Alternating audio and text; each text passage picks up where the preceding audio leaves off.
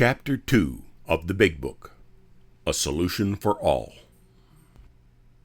We, of Alcoholics Anonymous, know thousands of men and women who were once just as hopeless as Bill.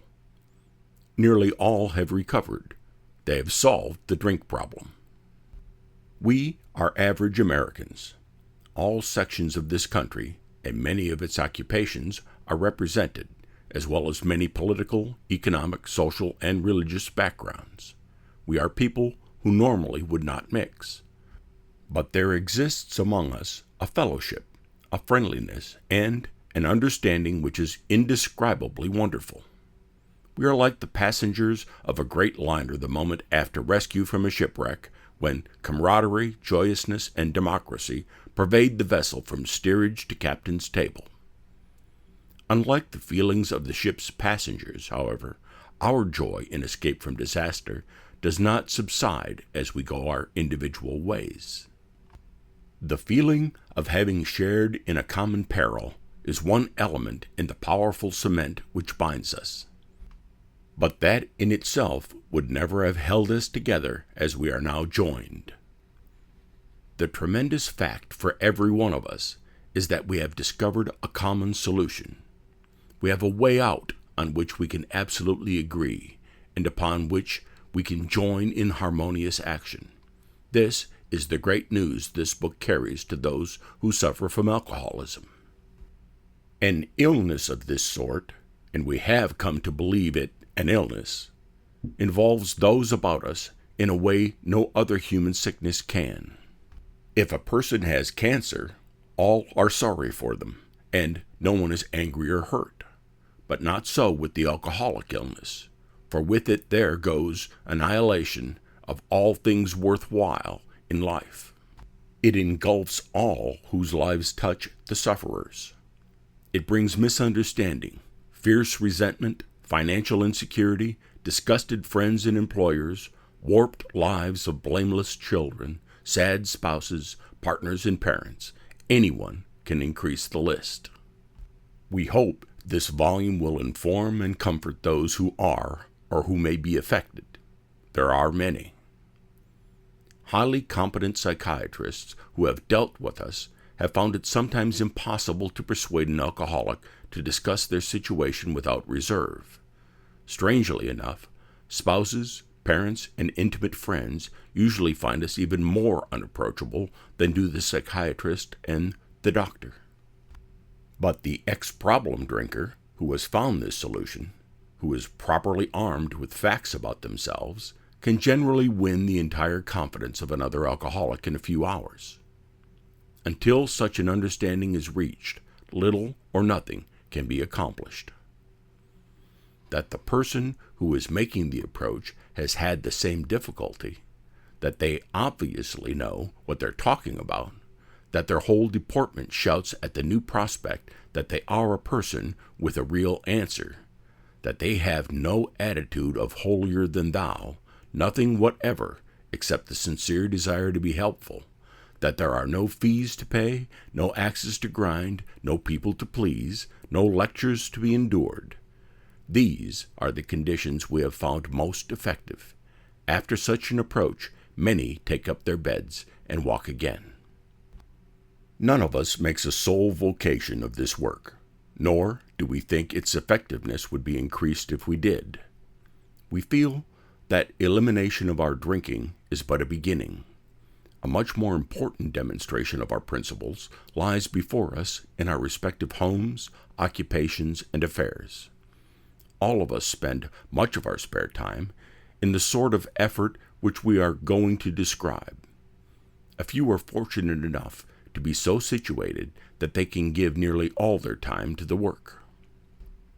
If we keep on the way we are going, there is little doubt that much good will result, but the surface of the problem would hardly be scratched. Those of us who live in large cities are overcome by the reflection that close by, hundreds are dropping into oblivion every day. Many could recover if they had the opportunity we have enjoyed. How then shall we present that which has been so freely given us? We have concluded to publish an anonymous volume setting forth the problem as we see it. we shall bring to the task our combined experience and knowledge. This should suggest a useful program for anyone concerned with the drinking problem. Of necessity, there will have to be discussion of matters medical, psychiatric, social, and religious.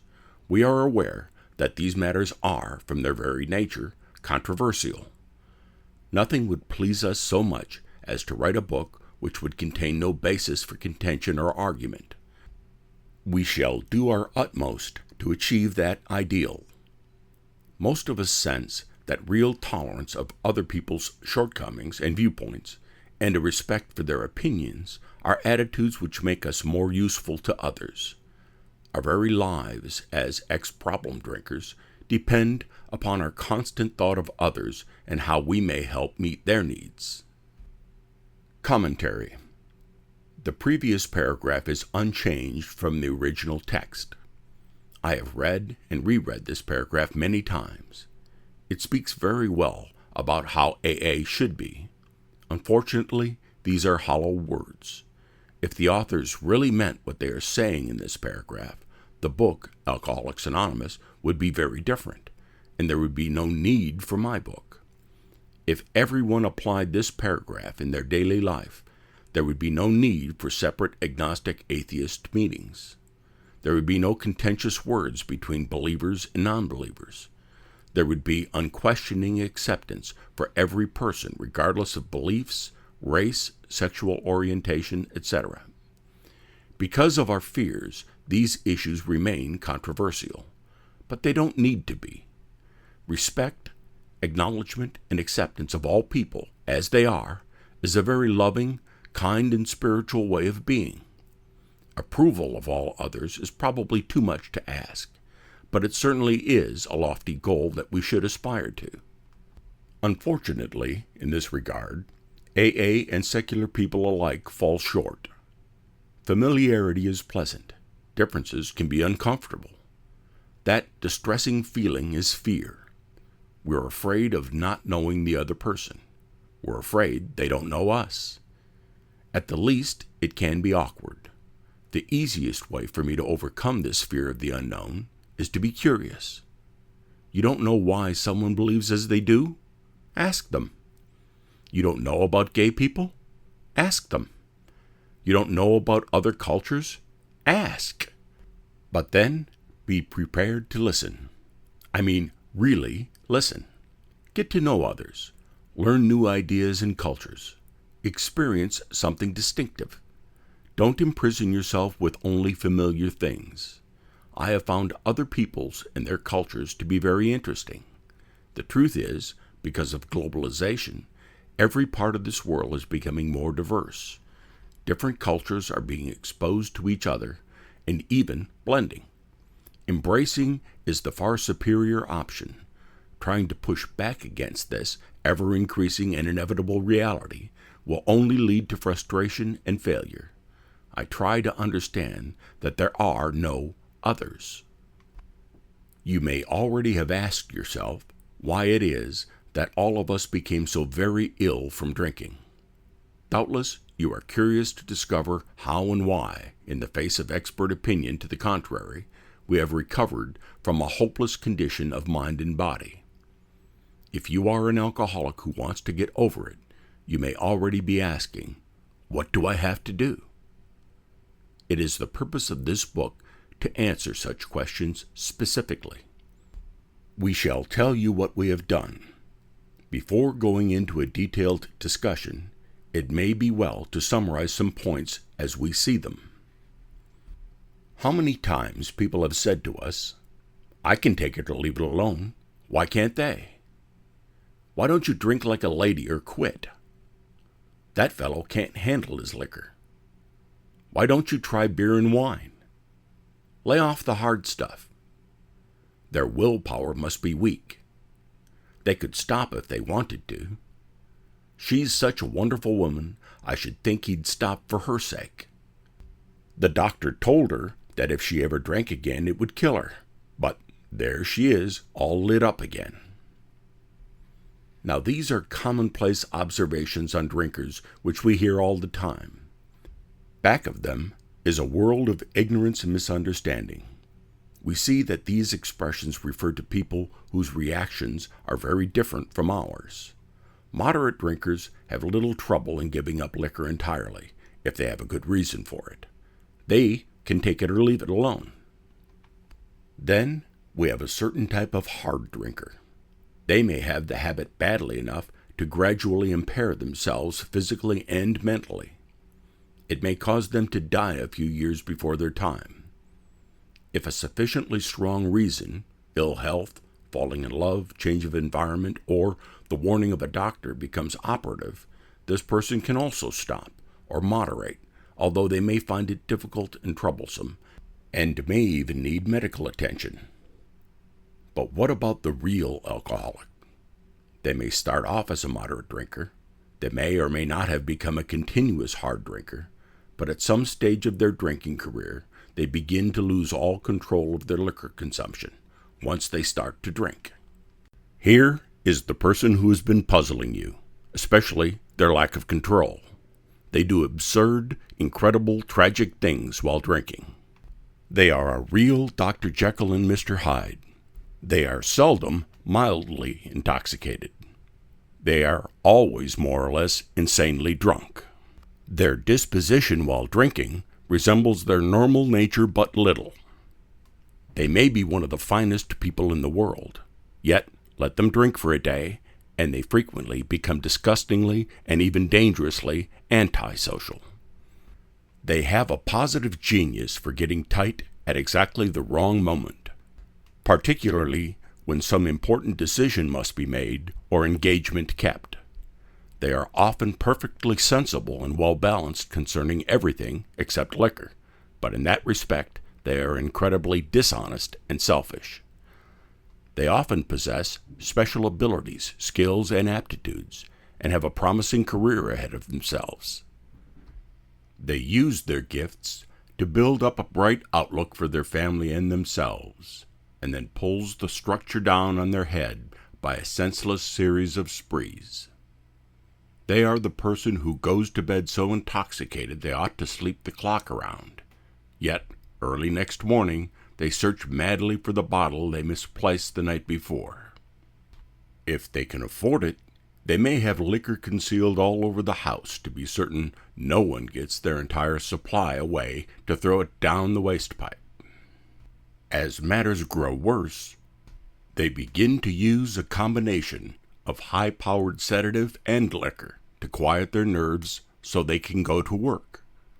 Then comes the day when they simply cannot make it, and they get drunk all over again. Perhaps they go to a doctor who gives them morphine or some sedative with which to taper off. Then they begin to appear at hospitals and sanitariums. This is by no means a comprehensive picture of the true alcoholic, as our behavior patterns vary, but this description should identify them roughly. Why do they behave like this? If hundreds of experiences have shown them that one drink means another debacle, with all its attendant suffering and humiliation, why is it they take that one drink? Why can't they stay on the water wagon? What has become of the common sense and willpower that they still sometimes display with respect to other matters? Perhaps there never will be a full answer to these questions. Opinions vary considerably as to why the alcoholic reacts differently from normal people. We are not sure why. Once a certain point is reached, little can be done for them. We cannot answer the riddle. We know that while the alcoholic keeps away from drink, as they may do for months or years, they react much like other people. We are equally positive that once they take any alcohol whatever into their system, something happens, both in the bodily and mental sense, which makes it virtually impossible for them to stop.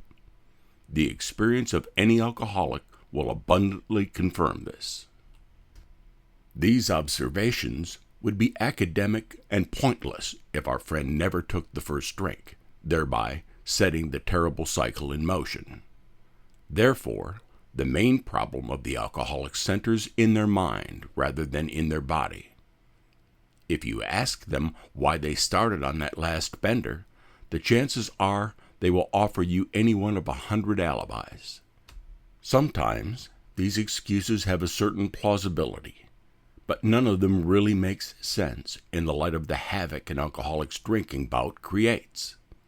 They sound like the philosophy of the person who, having a headache, beats themselves on the head with a hammer so that they can't feel the ache. If you draw this fallacious reasoning to the attention of an alcoholic, they will laugh it off or become irritated and refuse to talk. Once in a while, they may tell the truth, and the truth, strange to say, is usually that they have no more idea why they took that first drink than you have.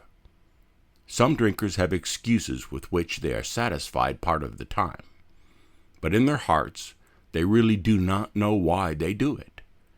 Once this malady has a real hold, they are baffled a lot. There is the obsession that somehow, someday, they will beat the game, but they often suspect they are down for the count. How true this is, few realize. In a vague way, their families and friends sense that these drinkers are abnormal, but everybody hopefully awaits the day when the sufferer will rouse themselves from their lethargy and assert their power of will. The tragic truth is that if the person be a real alcoholic, the happy day may not arrive. They have lost control. At a certain point in the drinking of every alcoholic, they pass into a state where the most powerful desire to stop drinking is of absolutely no avail. This tragic situation has already arrived in practically every case long before it is suspected. The fact is that most alcoholics, for reasons yet obscure, have lost the power of choice in drink. Our so-called willpower becomes practically non-existent. We are unable, at certain times, to bring into our consciousness, with sufficient force, the memory of the suffering and humiliation of even a week or a month ago. We are without defense against the first drink. The almost certain consequences that follow taking even a glass of beer do not crowd into the mind to deter us. If these thoughts occur, they are hazy and readily supplanted with the old threadbare idea that this time we shall handle ourselves like other people. There is a complete failure of the kind of defense that keeps one from putting their hand on a hot stove. The alcoholic may say to themselves in the most casual way, "It won't burn me this time, so here's how." Or perhaps they don't think at all.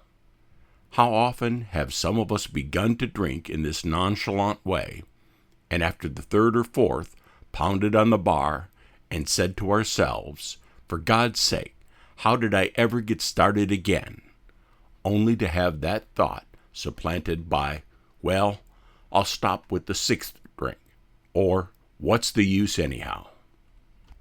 When this sort of thinking is fully established in an individual with alcoholic tendencies, they are placing themselves beyond help, and unless locked up, may die or go permanently insane.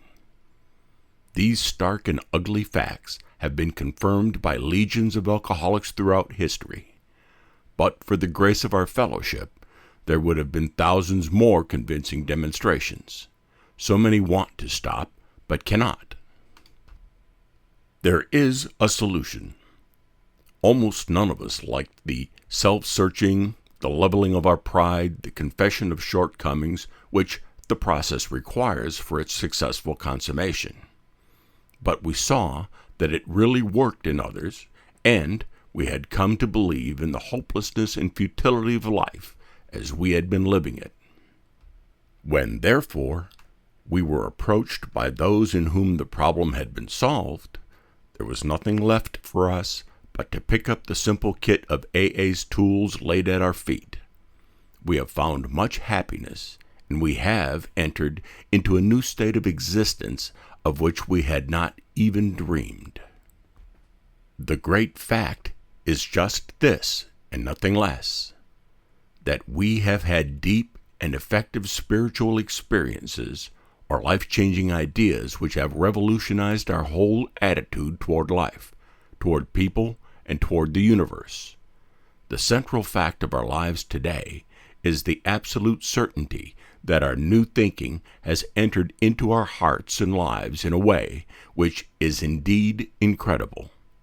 In AA, we have commenced to accomplish those things which we could never do by ourselves.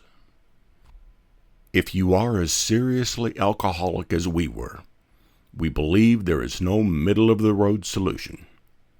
We were in a position where life was becoming impossible, and if we had passed into the region from which there seems to be no return, we had but two alternatives. One was to go on to the bitter end, blotting out the consciousness of our intolerable situation as best we could, and the other to accept help. This we did because we honestly wanted to, and were willing to make the effort. A certain American businessman had ability, good sense, and high character. For years, he had floundered from one sanitarium to another. He had consulted the best-known American psychiatrists. Then he had gone to Europe, placing himself in the care of a celebrated physician, the psychiatrist Dr. Jung, who prescribed for him. Though experience had made him skeptical, he finished his treatment with unusual confidence. His physical and mental condition were unusually good. Above all, he believed he had acquired such a profound knowledge of the inner workings of his mind and its hidden springs that relapse was unthinkable. Nevertheless, he was drunk in a short time. More baffling still, he could give himself no satisfactory explanation for his fall. So he returned to this doctor, whom he admired, and asked him point-blank why he could not recover. He wished, above all things, to regain self-control. He seemed quite rational and well-balanced with respect to other problems, yet he had no control whatever over alcohol. Why was this? He begged the doctor to tell him the whole truth, and he got it. In the doctor's judgment, he was utterly hopeless. He could never regain his position in society, and he would have to place himself under lock and key or hire a bodyguard if he expected to live long. That was a great physician's opinion. But this man still lives, and is a free man. He does not need a bodyguard, nor is he confined. He can go anywhere on this earth where other free people may go without disaster, provided he remains willing to maintain a certain simple attitude. Some of our alcoholic readers may think they can do without a profound change of thinking. Let us tell you the rest of the conversation our friend had with his doctor. Commentary. The original text used the words spiritual help instead of a profound change of thinking. Many alcoholics stay sober without spiritual help. I have no doubt that the author means supernatural help. I, personally, know a few people that stopped without ever setting foot in AA. They decided they were done, and that was it. There are many secular people staying sober. There are all sorts of programs and methods that are, quite likely, just as successful as AA. Again, I'll say, there are as many paths to sobriety as there are people seeking it. There is no one true way.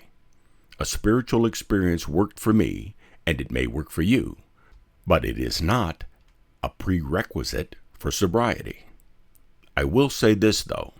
I believe that seeking and practicing more positive behaviors makes my sobriety a much more pleasant experience. Hence, it is easier for me to stay sober. The doctor said, "You have the mind of a chronic alcoholic. I have never seen one single case recover where that state of mind existed to the extent that it does in you."